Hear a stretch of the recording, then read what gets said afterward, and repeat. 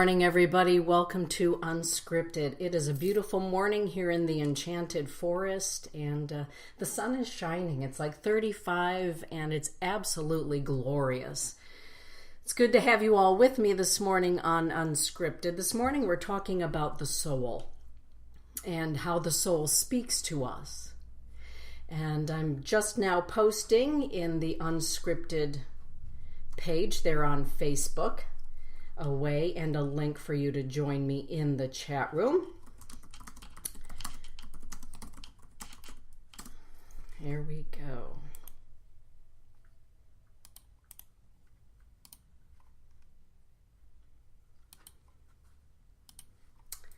Very good. So there we are in the chat room. Anytime that you want to go ahead and join in, it's very easy. Just click on that link right there and it'll take you into Spreaker and into the chat room. It's great to have you in the chat if you are able to be there. Good morning, Katie Battle. Good morning, Lady Hawk. It's good to see you both in the chat room. And this morning it's about the soul, being with the soul. How does the soul speak? When does the soul speak? What is the soul? And so this morning, I think a really nice way to begin the morning would be to invite you to just sit for a moment, and take a deep breath in. Let a great big healing exhalation out. And to feel the presence of your body, and to feel the presence of the spirit within your body, and to feel the presence of your soul. That wonderful connection to the divine mind, to the creator of all things, good and loving. And let's begin the day with a moment of gratitude. Sometimes when we talk about the soul, it can become a matter that's really very complicated for some, when in fact we all have one. I believe we all have a soul. We all have that indwelling of light, the spiritus that dwells within, that reminds us that we're connected to our soul, which is connected to all things created. It's really that simple. And it's a matter of taking the time each and every day to sit with your soul, to sit with your spirit. Not so much to let your mind take over your body and to take over your life every moment, but to begin the day with a bit of gratitude. Thank you for this day. Thank you for this life. Thank you for this challenge that I know I'm going to get through. I'm going to walk through with ease. I'm going to get through this challenge, and when I'm through with the challenge that I've walked through with as much grace as I can muster and be with, I'm going to sit back and I'm going to talk to my soul about what it is that I was to learn from this experience, what it is that I'm to learn from that relationship, what it is that I'm to learn about me. You see, the voice of our soul is sometimes quite loud, but most often our soul is very gentle and it's very quiet. Sometimes the voice of our soul sounds like our own voice rattling around in our head, rattling around in our heart. And sometimes the soul takes on that voice because it's a voice that we recognize. It's the voice of ourself, the voice of our ancientness. And how do we recognize what is the voice of our soul and what is the voice of something else? Right? Oftentimes the soul speaks to us in very practical ways. Sometimes it's the way of tough love. You know, Dana, it's time for you to get back on the red road. You've been out there in the black and blue road far too long, and you know what I'm talking about, girl. It's time to get back on the red road. That's the voice of the soul, because the soul speaks sometimes sternly and yet very, very lovingly. The soul doesn't tear us down. It doesn't belittle. It doesn't harangue. It doesn't beat us up in any which way. It's practical in the way that it loves us, because it's not separate from us. It's the highest aspect, I believe, of who we are that is so ensconced yet in the heart and mind of God that the voice of our Creator comes through the soul and says, slow down. Take a breath. Be with me for a moment. What are you grateful for? I'm grateful for you. The voice of the soul is the voice of love. It's the voice of reason. It's that voice that sometimes nags us and says something that we already know to be true. And in our humanness, we can often want to deny what it is that the soul is telling us, right? Especially when it seems to be depriving us of something that we may in the moment find a great deal of fun in or joy in or adventure in. And the soul says, slow down, take a look. Time for some tough love, maybe. Maybe it's time to love yourself, says the soul. The soul will say to us, you are loved. You have a purpose. A lot of times people will say, well, what is the purpose of my life? What is the purpose of my soul here on the earth plane? And our soul has many magnificent ways of trying to tell us what that happens to be. The soul is a very passionate thing, everybody. The soul is a very passionate thing. The soul will bring us to people, never by accident, who impassion us, who help us to see and to feel and to know where our passion lies. And sometimes where it doesn't lie, quite frankly. I believe that we meet people never by accident, but always for a reason, a season, a lifetime. I kind of like that analogy. People come into our lifetimes to either remind us of what the soul finds pleasing and what the soul finds nurturing, or what the soul finds damaging and unnourishing, unnurturing. Those are some of the ways that the soul speaks, is because souls speak to other souls in the depth of quiet. Souls have been speaking to souls. Our souls have been speaking, to one another since before we arrived on the earth plane into this physical body. In very silent, but very practical agreements. And so souls have conversations in the quiet, sometimes so quiet that we're unable to hear. If I do this, then you agree to do that. And in doing that, we both agree that this is what's going to happen. And this is what I'm going to learn. This is what perhaps you're going to learn. But this is the dance that we've agreed to do. If you go left and I go left and they go right, whatever the combination happens to be. And if it's something that is congruent with our soul, if a partnership, if a friendship, if a love ship happens to be congruent or in alignment with the voice of our soul feels very contented. Like, there you are. Here's where I'm supposed to be. This feels right. This feels good. I'm going to continue to walk this way. My soul is expanding. My soul feels nourished. I feel alive. I feel passionate.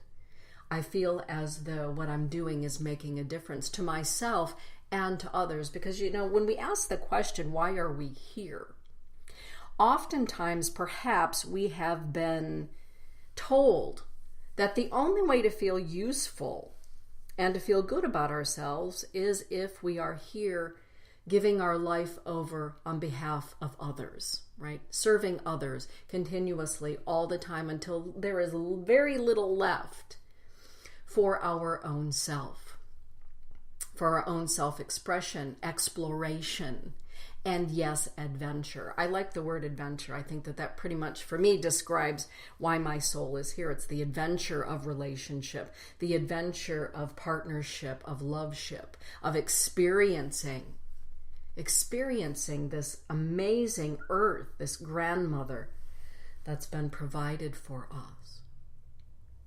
And it's not always the soul's avocation to be in service to others, but to be in service to that exploration, expansion, and adventure for our own soul's growth. And oftentimes that comes when we're working in tandem or on behalf of others that we find our passion.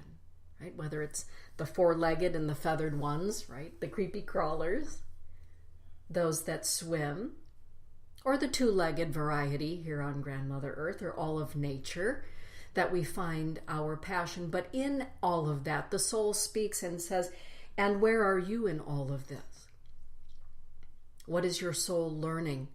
What is your soul experiencing? Maybe you're experiencing emotions for the first time that perhaps you've never felt or experienced in any given lifetime while serving others in order to serve your own growth. The soul speaks in a variety of ways, and those silent conversations that were had, I believe, before our incarnation, they continue on.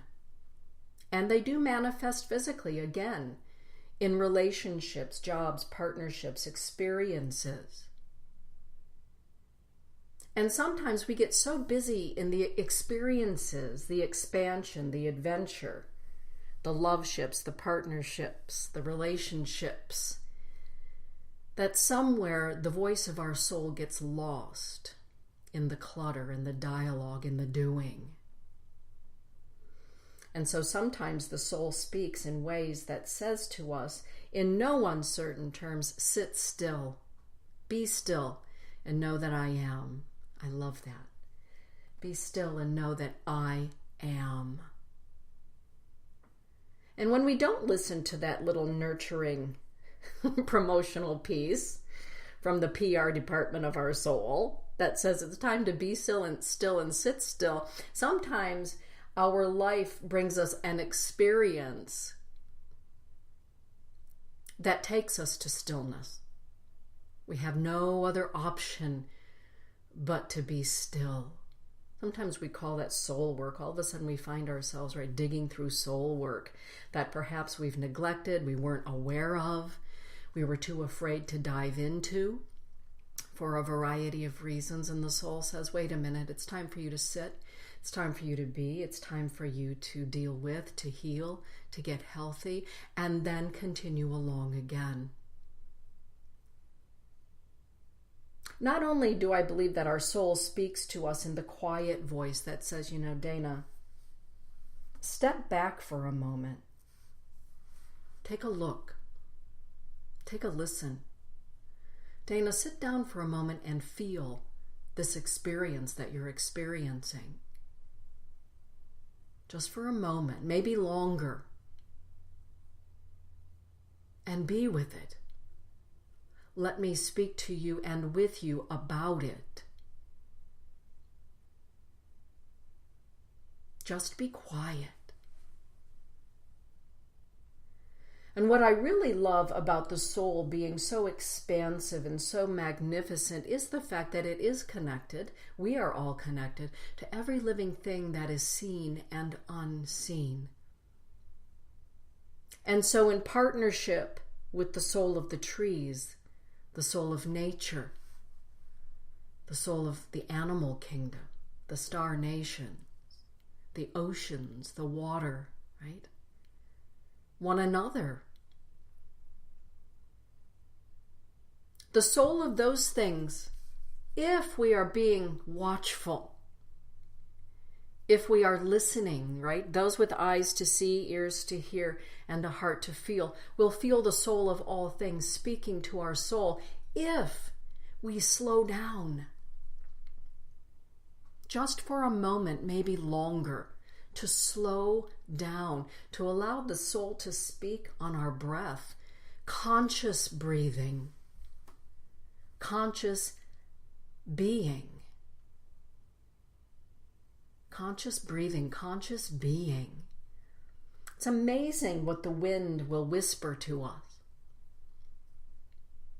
It's astounding what the birds can be messengers of, right? And the four-legged. How often when we're outdoors, when we can be deep in thought and perhaps beginning a dialogue with our soul, that all of a sudden somebody or something out in nature decides to become part of the conversation. I don't believe that there are any coincidences. I don't believe that those exist. I believe that the world is so alive with the voice of all things. And one of the most magnificent gifts of being on this earth plane is for the soul who understands that. And if you're listening to me right now and you're thinking, geez, I never thought of any of those things before, Denise.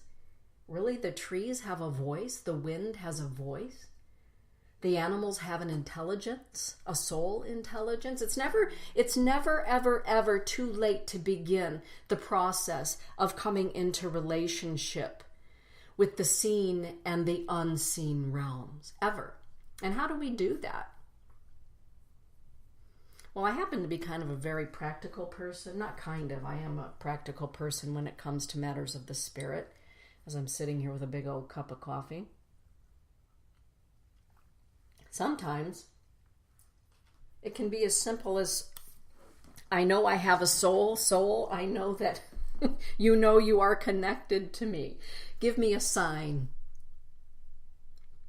that I have a soul and that my soul is connected to me and is connected to the heart and mind of the Creator. Give me a sign.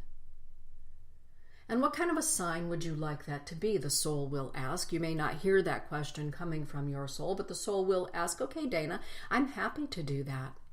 What would you like that sign to be?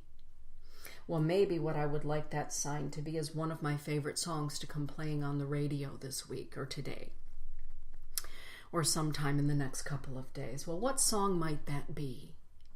Well, I'm really a Motown fan, soul, and so if you could play that song, My Girl, that would really be terrific, because I like that. I like Motown.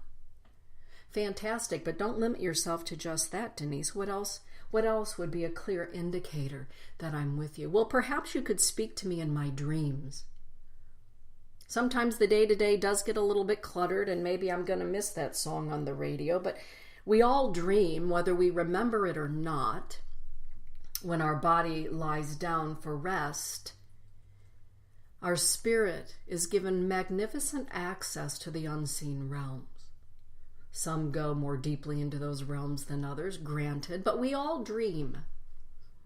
And again, we may not remember it, but our soul will remember it. Well, no, Denise, I don't dream.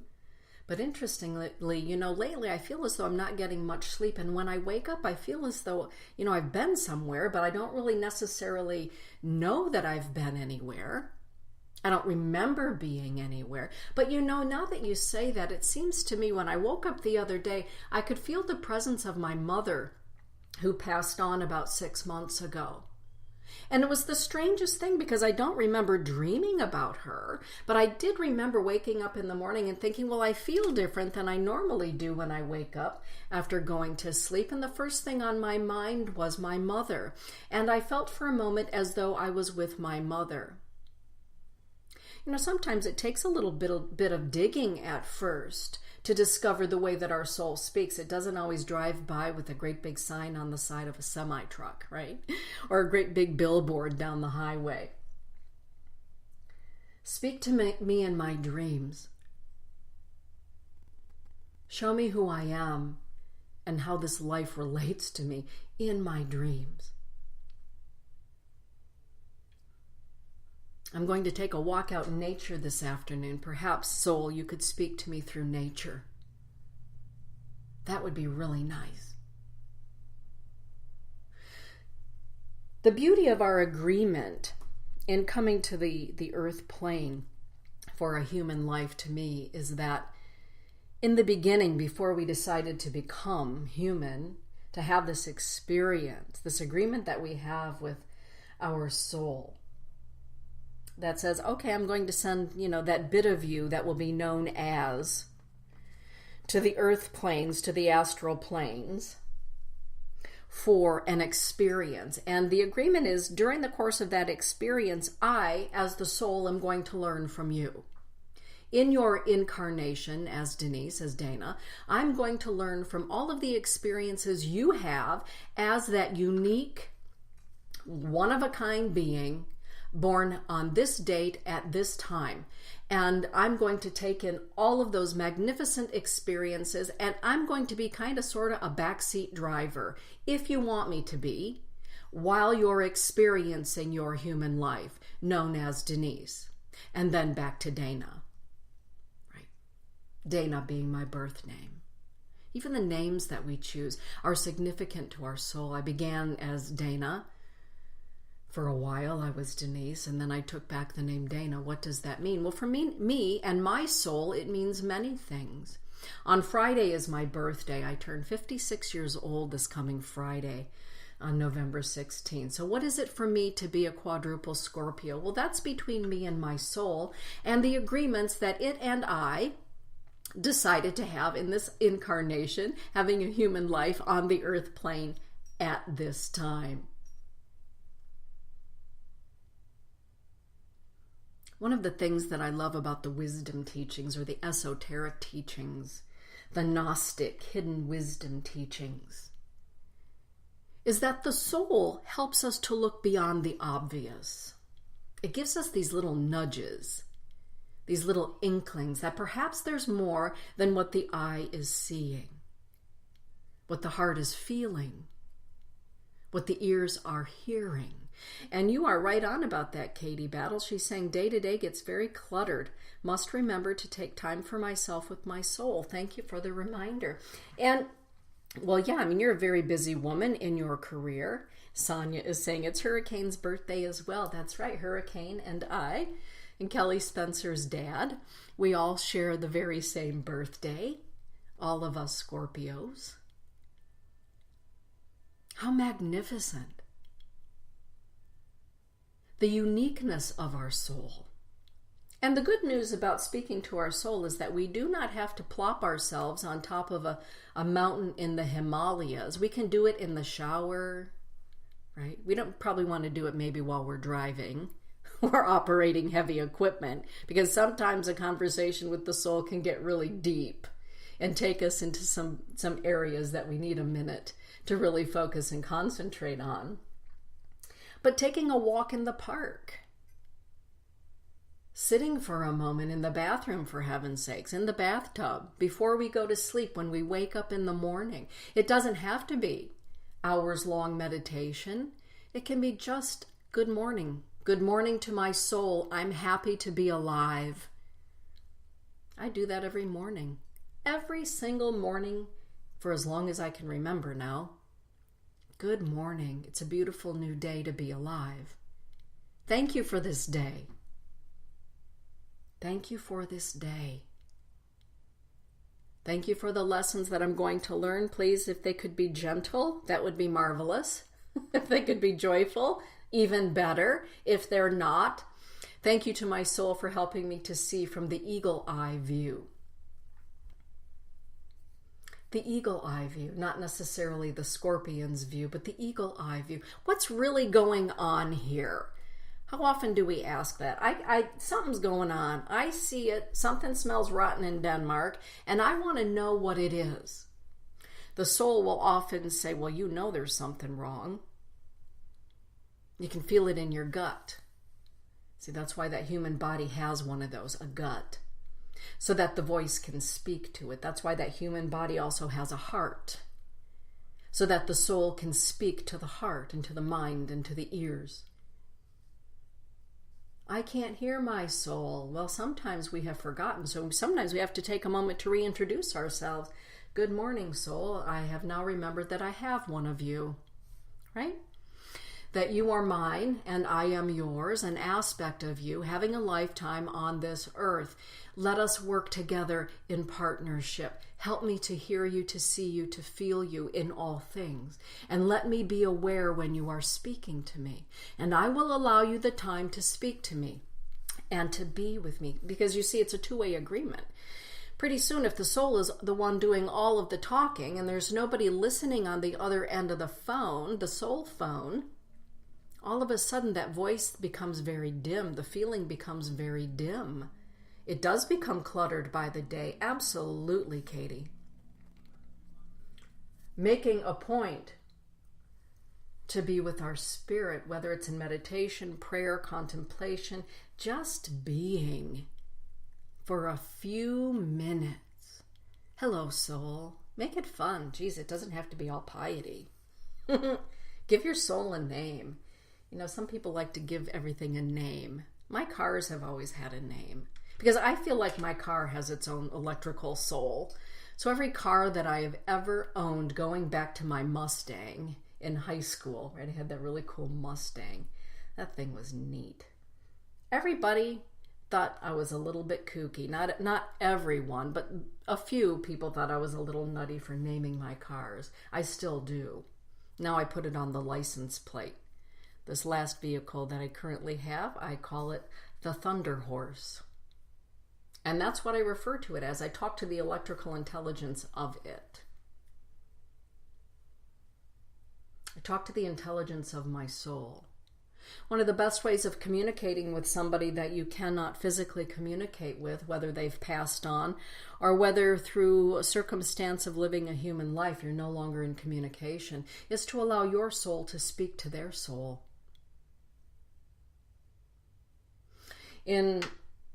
When we talk about hospice work, or we talk about death and dying and living again, when somebody is outside of their body, perhaps in the death process or through illness, and we think to ourselves, but I can no longer communicate with them. Yes, you can, because the soul is always present. The soul is always present. As someone is leaving the earth plane, going home again for the homecoming, a jubilee, a jubilation. Maybe it seems as though they're not in their body any longer, and perhaps they're not, but their soul is there. And the same thing is true for those that have Alzheimer's. They're in their body, they're out of their body, but the soul is always present. Those that are in a coma, the soul is always present. The soul of a thing is always present. I'd like to speak to the soul of. And this is what I'd like to say to the soul of. And if my soul wishes to add anything in the whispers of this magnificent silent conversation, I invite my soul to do so, because the soul speaks to us in kind and loving and nurturing ways. Anything else is ego. It's voices from the past, from other people, other places, other times. The soul does not in any way, shape, or form harm us. It's an aspect of love. It's an aspect of light that surrounds us, that informs us of the love and light that exists within us and around us.